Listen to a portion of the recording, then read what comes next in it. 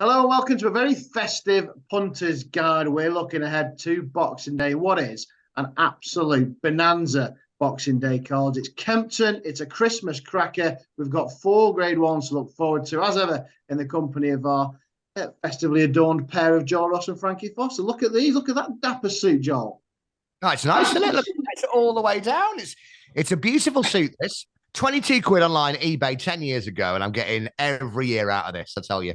You still fit it? Yeah, it's a bit. I'll be honest, the trousers a bit tight, but it's all right. For the t-shirt underneath for a bit of extra room. Yeah, too right. Yeah, thanks. Well, great weekend of racing. Well, great Boxing Day of racing. What we're looking forward to most, Frankie? I'm guessing it is this King George. Yeah, cracker, isn't it? It's good to see so many horses turning up and having a go. It's a brilliant race. I don't think it disappoints at all this year. I'm looking forward to going. Last year, I had an invite to go and I didn't. I decided I was going to stay with the family, and all I ended up doing was not talking to anyone all day and just watching the racing anyway and sitting there thinking, why didn't I go? I'm not socialising with the fam at all. So this year I am going. Hang on. Who invited you? It was the Royal Box invite, actually. Yeah, I thought it was. And you turned it down. That's what Boxing Day is all about. Turn it down to sit on the sofa and watch it from the sofa. It's ridiculous. So yeah, I'm not making that mistake twice. I'm going the 26th and the 7th this year. Not in the Royal Box, unfortunately. I don't think you get those twice if you turn it down. But I've got to the point now. Christmas is for the kids. Boxing Day is for the sporting fan and the punter. Yeah. Oh, the sport on Boxing Day. I think it is my second favourite day after the first day at Cheltenham. The sport is just brilliant. There's too much. To be fair, there's too much of it. 72 races on Boxing Day. There's loads of football going off. There's everything else. Turkey sandwiches, but it's quality throughout, and some old tripe as well.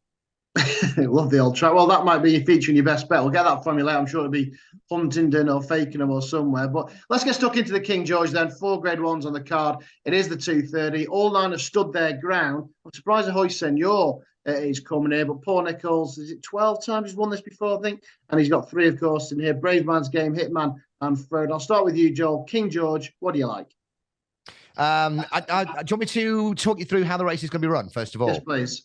Okay, I'll get you the TriCast as well. So Frodon goes off in front, obviously. Rachel's not going to go and try and cut Briley's throat this time. Then Le Homme Presse will just sit behind Frodon, along with Brave Man's Game. Three out, Frodon will fold and drift back through the fields. Le Homme Presse will go on. Brave Man's Game will try to go with Le Homme Presse. Will not be able to. Royal Pagaille will come into second, and it'll be Le Homme Presse beats Royal Pagaille beats Brave Man's Game. Simple. Should we all just get on then and just forget the rest?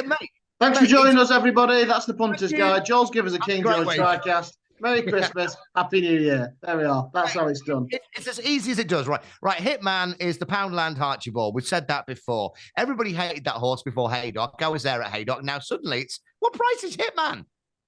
He's a bit short, isn't he? Yeah. Hoist Senor and Miller's Bank will take at least 10 fences back home with them as a present. And I think it's very, very obvious. Look, it's Brave Man Game's target. That's the thing. That's the only thing. And Le Homme Presse, if we're being serious, jumps left on every right-handed track it's been to. Exeter, Ascot, Sandown. Apart from that, Le Homme Presse is the best horse in the field by a long way. By a long way. The form's stronger. Brave Man's Game doesn't find it off the bridle. It's not a bridle poser, but Harry's got to really get to work on him. And we don't know about Royal Pagaille. Venetia was told by the American guy, Rich Ritchie, years ago, if you get a decent horse, let me know. I'll have one with you. And she's still trying to make this one a decent horse. So it'll be off the pace, pick up the pieces. But La Homme Presse, very strong, very strong. Frankie, is there any point in talking about the King George? We've got the TriCast. You know what? I'm not miles in disagreement, if I'm honest. I'd have Brave Man's Game and Long Press. I mean, the market speaks for itself, and I'm not. There's nothing revolutionary here, but I'd have them as the two best in the race. I'm a massive fan of Long Press and Charlie Deutsch. I'd love to see Charlie go and win a King George. I think the horse is so good. The only thing that maybe gets him beat by Brave Man's Game is the track. which Joel alluded to. If you put these two round Cheltenham or anywhere else, I'd be all over Lompresse. But I think Brave Man gets the squeak, given it's Kempton, given it's King George, given it's the target. Nichols loves to win this race. So he's got all of those kind of factors in his favour. But I do think Lompresse is just an absolute machine. Outside of that, I wouldn't be going with Royal Pagaya. I think you said to follow them up, Joel. But a bit further down, Eldorado Adam. He's massively overpriced for me. Second in the Charlie Hall, stayed on, and he will probably come from off the pace as well, which will work in his favour. And then second in the Betfred chase, doing the same thing again. He will be there. He will stay. He is massively, massively overpriced, I think. And would be lovely for the Tizzards, given the sad news of Q Card this morning. So Brave Man's Game, Lompresse, the top two for me. It is a battle at the top of the market with Eldorado Adam being overpriced. You're going to ask me for one, aren't you? And it's really tricky, but I'm probably going to go Lompresse. Go Eldorado Allen each way if you like. I'm on Eldorado Allen. I've backed him a big price anti-post. Quite like him. I backed Froden a big price anti-post. Think he was going to cut up. It hasn't. But of those end of the market, I think the rain has just tipped in the Lompresse's favour as well. Exactly. So, yeah. I backed Brave Man's Game at 4-5 when they said Lompresse was not going to run and was not going to run in a great run for Chelsea. Yeah. I tell you what, this is why you watch. This is the judge. Wow. I wonder if they think he's that good that they're just going to, we'll go to King George and do that as well. They think he's that good that they can come here, win, and then go to Cheltenham. Well, some performers carry that weight at Newcastle, wasn't it? So, yeah. There we are. Unanimous then. Lompresse, Eldorado Allen each way. Joel's giving you the tri-cast. There we go. King George, enjoy it. Right. 35 minutes earlier. Won't take us long to discuss this, I don't think. The Christmas hurdle. Great to see Constitution Hill again. 1-5, 1-6. Is it a case of just canter down to the start and gallop back, collect the prize? Yeah. I can't say much more than this will be a repeat of Newcastle. Constitution Hill will do the same. Epatante will follow in behind, and what happens behind those two is pretty much irrelevant. And that's the lot. The only thing that maybe is interesting is to see who takes up the running and see if Constitution Hill runs any sort of different race. But it doesn't matter what he does, whether he comes from off the pace, whether he runs from the front, he's going to go and win by 10 plus lengths, isn't he? So yeah, a repeat of Newcastle for me. Constitution Hill 1, Epatante 2, and the rest of the field just struggling in behind. There is it. Four wins, 62 lengths aggregate, I think, Joe, something like that. That's a stat, isn't it? 62.5, I think you'll find. Sorry. Nap this weekend, Highway 101, 102 rather. There is not. What we're down to 1, 2, 3, 4. There's only 5 runners at this point. It's boring. Obvious forecast. If you want it, I won't be having a bet in the race. I'll watch it. I'll go. I really hope this next coming of Jesus. Constitution Hill for Nikki and Nicole, and that's it. 1-5. I'll probably go for about 1-20. Well, there's 5 in that, and there's 5 in the previous one as well. The Cato Star, obviously chase. Obviously, a race that Paul Nicholls liked to win, named after his a great star. He's won it twice in the last 5 years, and he's got the lead in 2. Really, he holds the key, doesn't he? McFabulous, who really impressed me at Newbury. Angelina Bello as well. Dan Skelton's got this useful mare, Gally de la Toe. We've got Time Hill in there, of course. He's probably the best of these over hurdles. But Joe, you imagine Paul Nicholls will want to keep this back in Ditchit. Yeah, and I'm gonna go out to Nicholls. That's my bet. But Time Hill 6-1 over fences. Oh my God, Matt Chapman's career dancing on ice as commentator lasted longer than this. I mean, seriously, you've got to look at it and go, who wants Time Hill over fences? It's not happening, is it? No, brilliant over hurdle. It's just not happening. I don't. It's one last try or whatever. When you listen to trainers, I love listening to Paul Nicholls because even if he's grumpy, he's got something to say, and I believe what he's going to say. You listen to Aidan O'Brien, and as brilliant as he is, you get the same every time. Bless with natural speed. There, listen there, Frankie. Listen there, Matt. Thanks to Seamus, Donica, whatever. Yeah. It's gonna, It's gonna be great. Thanks very much. Have a great day. Thanks. You're gonna get that. Whereas when Nicholls talks about a horse, and his eyes light up, fabulous. And I think this weekend, from what I can read, I think this is probably, along with Brave Man's Game, his best bet this weekend. McFabulous. I don't even know if Julian Bella will go, will it? I mean, Harry Cobden's picked McFabulous. It's got to go to Nicholls either way, I believe. And I just think the way that he talks about this horse, when you see certain trainers who've got so many horses talk about a horse, this is the real deal. Harry's picked it. McFabulous is a very strong bet this weekend. I mean, Frankie, he's nearly 9. He didn't quite make it to the top tier of the hurdles. I wasn't sure if he truly stayed 3 miles, but he jumped beautifully at Newbury. He did, yeah, and that's probably the difference for me. I mean, again, I'm in agreement. This should go to Nichols. And they're horses with similar profiles, really. They're both rated around 150 over hurdles. They've both had a couple, well, they both completed 2 starts over fences. McFabulous was obviously pulled up on his first. And they both will still be improving. They both have a bit more kind of to squeeze out of the performances they put in over fences. Both been slightly untidy until the new run from McFabulous. If I was to kind of try and separate them, I'd say Jelena Bella potentially has a little bit more of an engine, but McFabulous is way, way tidier, jumps nicer, continues to travel as well, which I think is so important in these staying chases. Is he will just jump and travel. There's no loss of momentum at all when he takes a fence. And I think that would be the difference. That's kind of how I've split them.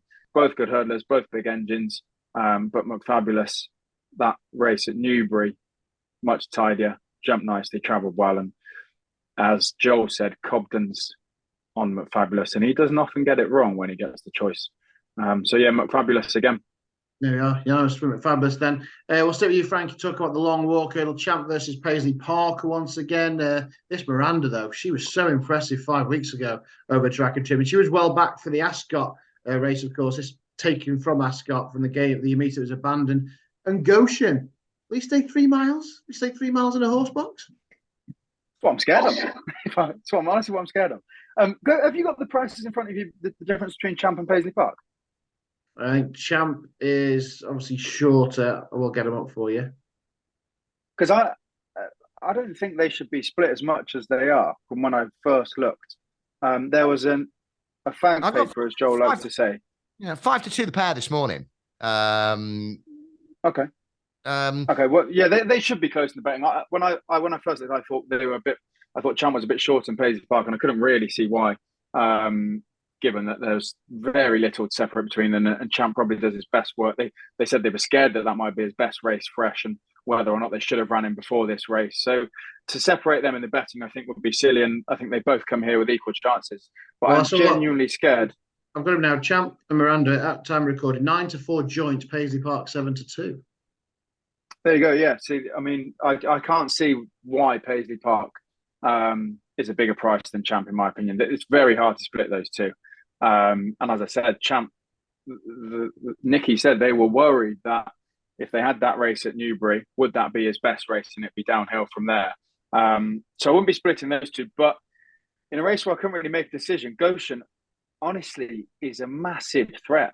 If you go back through his last form, so he just beaten Brewing Up a Storm, who's no mug, by 8 lengths, travelling well. If you go back before that, was no good over fences. Let's put a line through that. Then 2 runs on the flat, decent enough, but again, we're not racing on the flat, so we'll ignore them for a second. And then you go back to his last 2 over hurdles, and he won easily on the pair over 2 miles, obviously a lot quicker, and this is now 3. But if he gets into a bit of rhythm and travels like he can, and as long as he keeps travelling when he hits the front, which he has when he's won his race in the past and when it's been impressive, could be a case of catch me if you can. And I genuinely think he is the danger. And at a price, I would probably have a bit of a swing. It's a shame there's not more in here, so you could get a nice solid each way 5-1 bet. But I'm gonna go with the old quirky Goshen. I'm back on the Goshen train. 3 miles over hurdles really could unlock him into a little bit more potential, I think.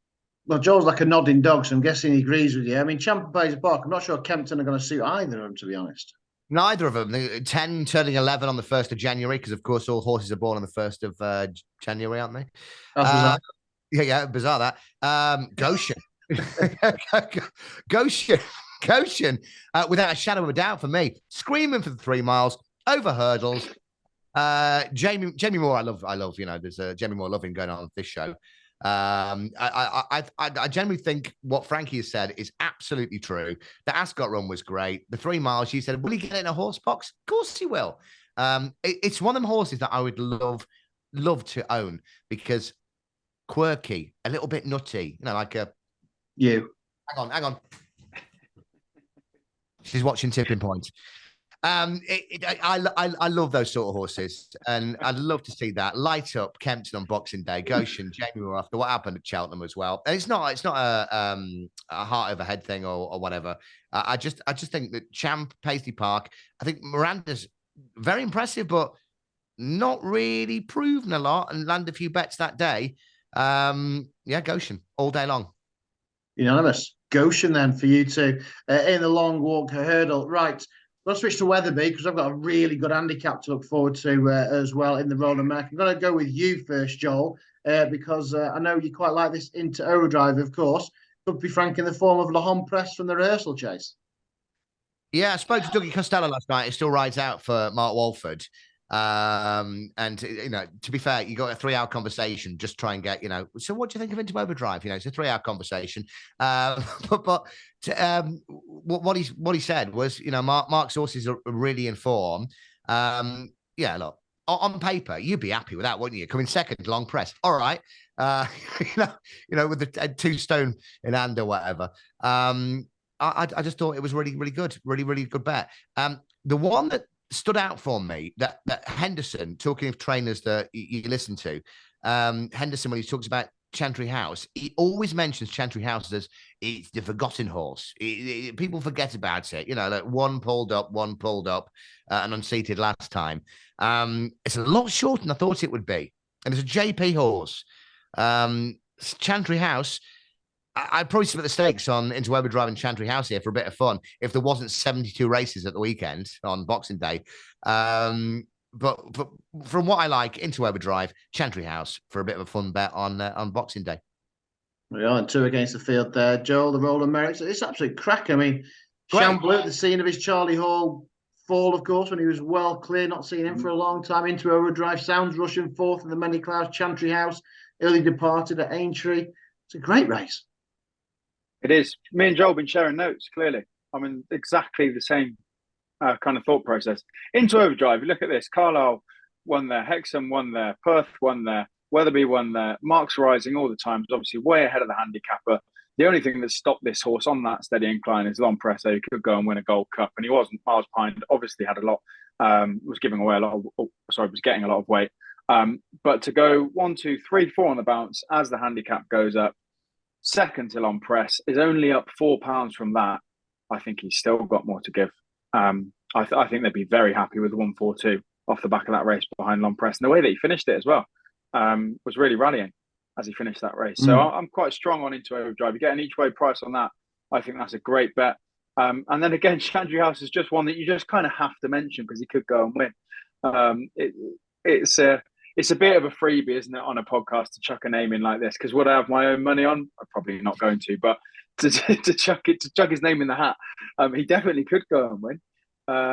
He's that horse that just is teetering below top level. He's pulled up or fallen or whatever in these grade ones, but dropped into a handicap off a 158. Okay, he's top weight, I think, or one off top weight, but into a handicap like this where there aren't grade 1 horses, he could go and win.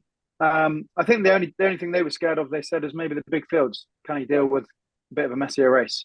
But yeah, Chantry House is one to throw in case he does win. But Into Overdrive, I think, is a really strong each way bet. I'm trying to think. You think you've agreed on everything almost, haven't you? Throughout, right? Surely you won't be agreeing on this one. Then. I'll be amazed if Joel's got the same as me here. Right, Welsh National, of course, on Tuesday. Look forward to it. Chepstow, their highlight of their year. Venetia Williams, though, you mentioned Long Press. She's got Fanny and Destraval as well in the Royal America. She could have a very good festive period. And she's got Quick Rate Wave, your easy winner at Sandown last time. I got the Big Dog, the Troy Town winner coming over from Ireland, the Galloping Bear, of course. He lost his race, disqualified, of course, from a Haydock. Sadly last year. Asked Me Early, he's been targeted this race but missed it last year. I mean, this is a brilliant renewal. Go on then, Frankie. It sounds like you got something from left field. Well, Joel might have the first, but then the other is way down the betting. So, I mean, like I said, I'd be amazed if he does. But Ask Me Early, one you mentioned there, for an 8-year-old, been relatively lightly raced and still retains a nice low mark of 138. Has won round Chepstow before. I think one round Chepstow actually on every start, or all starts but one. 3 successes round Chepstow, over just shy of 3 miles. Third last time out to Milos after a break, who obviously went and won at Newbury, the Coral Gold Cup, they call it now, but the Hennessy we'll call it. I think ticks a lot of boxes here. And as you said, targeted the race and missed it. Coming back, Sean Bowen on board, a great jockey. I think that's one definitely to have a stab at. And then the other, miles down, God, I can't even find it. Cyclop, 11 years old. Go on, Joel, give us a nod. This old boy has obviously, he is a plodder. He's got a wealth of staying chase experience. I think he could go over 5 miles and he'd be all right. He's won around Chepstow twice. He's raced around here enough times. He's placed in his last 3 runs off a similar mark. He goes on all ground, but more importantly, good ground, which at the moment is flagging up as well. Good to soft. What it'll be on the day, who knows? It might end up being a bit of a bog. Usually is. But again, 130 low mark is in the mixer. Off of this mark, will get the trip. Ground's not a bother. Knows his job. You might get a place at God, whatever it'll be, 66s or whatever you might see. So they're my 2. Ask Me Early and Cyclop, both with course form. Both will stay all day, and both might be in with a chance. Come on, Joel. Sure, you're not agreeing. I'm totally. I'm not. I'm not agreeing, but I've got. I really like the favourite in this one. I always look for some value somewhere. Quick Wave, best jockey ever fenced in the race by a long way. Everything's there to you look at it. Quick Wave. It's so. Was it the London National that? Yeah. That was the one for me. I put that in the tracker at that point with everybody else who saw that race. Now, for me, I've been watching a lot of Irish racing as of late, and there's been a lot of JP horses that have drifted. Not even the barge. I'm talking like cruise liners from a 6-4 out to like 12-1 or whatever, and run like that. And it's not like the 90s where it was, JP money horse coming, whatever. Musical Slave for a trainer that I've never got on with. What's the face for? What? It jumps like a snooker table. All right then. That's more like a fridge. But Haydock, I was there last time when it finished 5th. It was just a bizarre ride. It was held up and then stayed on and then made a mistake and whatever. It's a really talented horse. I don't know if it's putting it all in or they're messing around. I genuinely don't know. It shows glimpses. Going back to Philip Hobbs, he's never been my sort of trainer ever. Last couple of years, it's not been great. He's starting to come into a little bit of form now. And again, a little bit like Chantry House, same colours, ironically. Oh, here's the each way double. I really thought at a big price, it was 40s earlier on in the week. It came down to 33.25, and I think it's maybe at 16 or something now. I'm unsure of the price. We got a little bit on at 40s. I just think it'll run a massive race. I really, really like the favourite. Really like Quick Wave. It's for everyone to see, and you don't get extra bonuses for picking the favourite. But Musical Slave, it's a talented horse, but hasn't showed it yet. Just don't know why. It's actually not a bad shout, to be honest, John. Looking at it, you might have persuaded me there for a bit. Nicely analysed. Yeah. That's what you pay for. Yeah. Oh, right. Thanks. By the way, I just want to thank back Fred for the Christmas bonus. Frankie, did you get Christmas bonus in the? Yeah, he told me not to tell you then. Yeah, all right. You told me not to tell you too. Oh dear. Right. You lost me now. Welsh National 2 against a field for both of you. Festive best bet then, starting with you, Joel. Where is it? Is it some dog somewhere? Some award? Go to Perry Bar at the 217 into Overdrive on the box. Oh, Joel, come on. Why did you ask him first? We both have the same. Is it yours as well? Yeah. There you go. Yeah, it's the Punters Guide nap all round. Well, and it was 12s earlier this week. The Mark Walford pennies are on. He has gone down bank. He's got 10 out at Yorkshire Bank, and he's gone down there. Buy it. Could we have £5 each way on that, please? No problem. It's brought it right down to about 6-1. Buy it. So you both go with Into Overdrive? Yeah. I didn't know that, but yes. They are then unanimous in the festive nap for Boxing Day. Into Overdrive for both Frankie and Joel. It's yours. What's mine? Yeah. Good question. I don't know. Go on. I do like this Constitution Hill. I've heard he's all right. Each way. Insurance. Yeah, do you know, I've backed Eldorado on at a big price anti-post each way. I was hoping it's going to put up to 5-6 runners, but I don't know. And then, like Joel says, I'm now the sad news about Q card. It'd be lovely for the team to get a win. So I do like Ask Me Early, the Welsh National, like Joel. Obviously, I like Frankie unlucky to miss it last year with injury, but he's obviously been tired. He's just screamed a Welsh national horse for 2 years, and they're finally going to get him off a really nice mark. So I think Asmioli got a big chance as well. So that's leading me to wish both of you, I suppose, Merry Christmas. Thank you very much. Merry Christmas to you too. Happy New Year to all our viewers as well, both of them. Mum and Dad, thank you very much. Merry Christmas to you as well. No. My sister watches as well now, so that's 3. Oh, there are 3 there. Merry Christmas to Joel's sister as well. Now, thanks for watching. Of course, we'll be back later on in the week. We've got so much great racing to look forward to. Cheltenham on New Year's Day. Looking forward to that as well. But wish you all a very Merry Christmas, a Happy New Year. And as ever, of course, whatever you're back in, please gamble responsibly.